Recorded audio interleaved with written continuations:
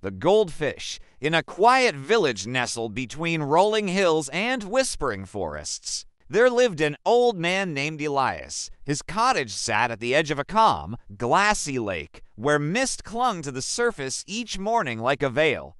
Elias was a retired fisherman, known by the villagers not for his catches, though they were once legendary, but for the stories he told. Stories that always began with the same line: "It all started with a goldfish." Most assumed it was just the ramblings of an old man, lonely and weathered by time. But Elias's story, as he told it, was not just a tale, it was a memory, sharp and shimmering like the scales of the very fish he spoke of.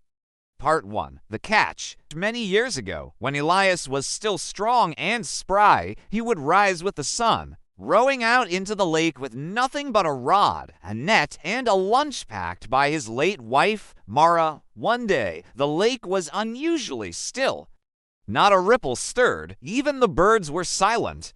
It was as if the world had paused, waiting for something. Elias cast his net like he had done 1,000 times before. As it sank, a golden glint caught his eye beneath the surface. A second later, the net jerked with such force it nearly pulled him overboard. With great effort, he hauled it in, and there, thrashing and shimmering in the morning light, was a goldfish. But this was no ordinary fish. It was larger than any goldfish had a right to be. Its scales were like molten coins, eyes glinting with something far too knowing for a creature of water, and then it spoke. "Let me go," the fish said in a voice as clear as the lake itself, "and I shall grant you 3 wishes." Elias, stunned into silence, stared at the creature. It spoke again, "But be wise with what you ask, fisherman. Not all wishes lead where you think." Part 2. The first wish. Elias, like most, was skeptical, but the world was old and full of strange things, and a talking fish was no stranger than fate itself. He thought long and hard before making his first wish. "I wish," he said carefully, "for the health and strength of my youth, for myself, and for Mara." The goldfish flicked its tail, and in an instant Elias felt his back straighten. His joints no longer ached, and when he looked at his reflection in the water, he saw a man half his age. He raced back to the cottage, heart pounding, and there was Mara standing at the door, no longer frail and bent, but radiant and laughing. They embraced and wept with joy.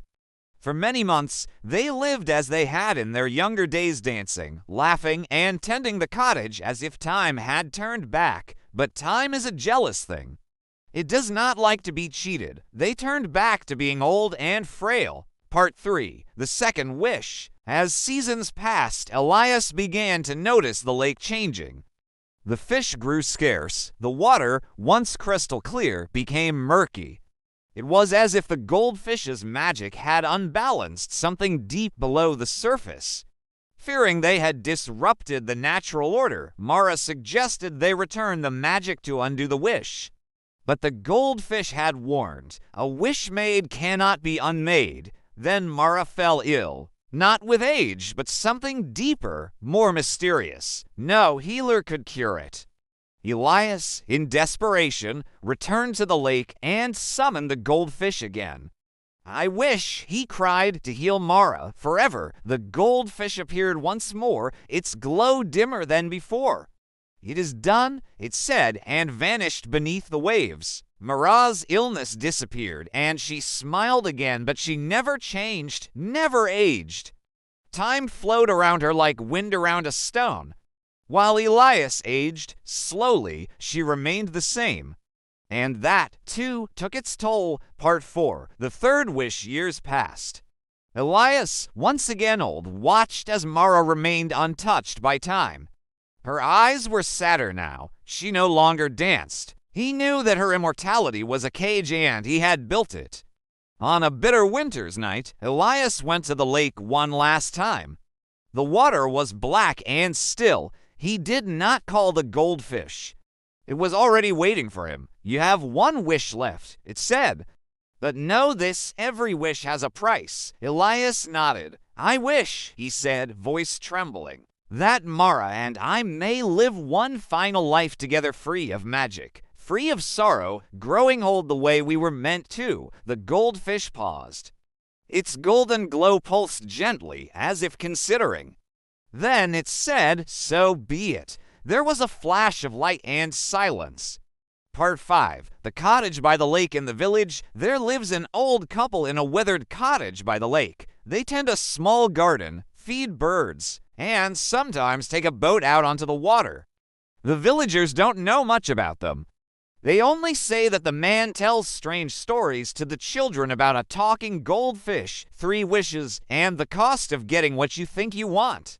And sometimes, if you visit the lake just before dawn, you might see a ripple in the still water, a golden glint, like a coin tossed into the depths, waiting, just in case someone else is foolish or desperate enough to make a wish. The end.